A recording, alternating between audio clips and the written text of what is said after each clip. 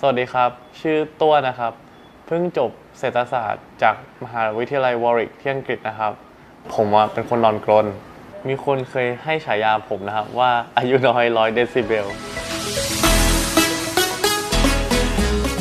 ผมก็เลยลองหาว่ามีใครมีอุปกรณ์อะไรใหม่ๆหรือเทคโนโลยีอะไรใหม่ๆเพื่อมาช่วยแก้ปัญหาผมตรงนี้ได้ผมก็เลยได้ค้นพบ Snow Laser ที่ลมละวินผมเชื่อว่าลมละวินเนี่ยเป็นผู้นำในด้านนวัตกรรมเลเซอร์ของไทยครับ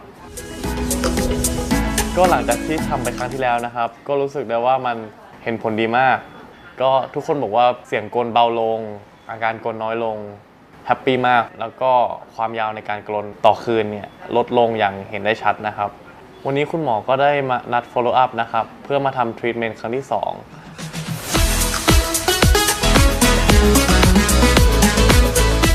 เชื่อว่า Snow Laser เนี่ยเป็นการแก้ปัญหาที่ตรงจุดแล้วก็ทันสมัยที่สุดในตอนนี้นะครับก็หวังว่า Snow Laser ตัวนี้จะเป็นที่พึ่งของผมนะครับ